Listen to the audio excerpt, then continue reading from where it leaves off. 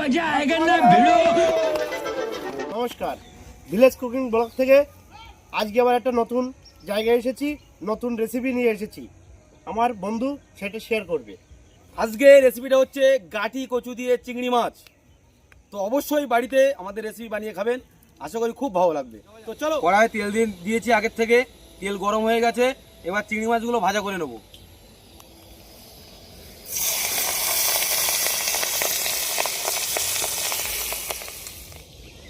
আগে থেকে আমাদের গাটি কচু ছাড়ানো ছিল, এবার মধ্যিখান থেকে একটা করে ফাল দিয়ে নেব।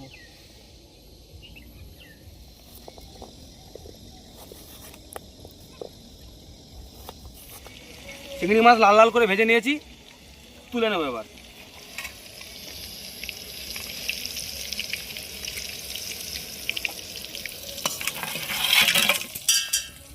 গাটি কচুর জন্য এবার আমরা পেঁয়াজ, টমেটো, আদা, রসুন, কাঁচা লঙ্কা এগুলো কেটে নেব।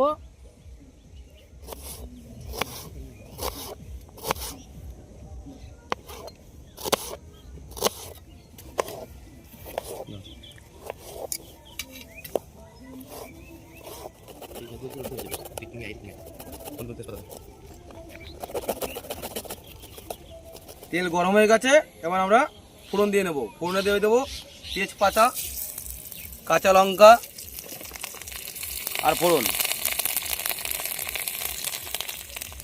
দিয়ে দেবো টমেটোর কুচি, দিয়ে দেবো পেঁয়াজের কুচি,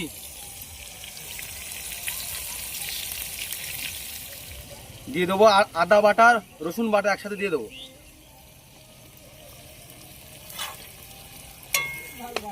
দিয়ে দেবো পরিমাণ মতো লঙ্কার গুঁড়ো, দিয়ে দেবো হলুদের গুঁড়ো, জিরের গুঁড়ো, এবার দিয়ে দেবো ধনির গুঁড়ো, দিয়ে দেবো পরিমাণ মতো একটু চিনি। মশলা কষানো হয়ে গেছে, এবার দিয়ে দেবো গাটি কচু। মশলা আর গাটি কচু ভালো করে কষে নেব।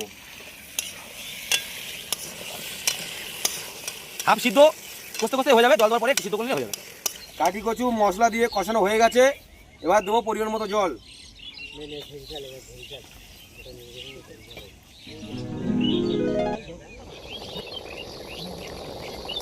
তো গাটি কচু অলরেডি আমাদের সিদ্ধ হয়ে গেছে।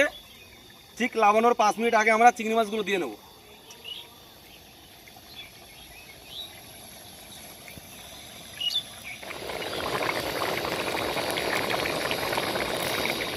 তো গাটি কচু আর চিংড়ি মাছ ফাইনালি আমাদের রেডি হয়ে গেছে।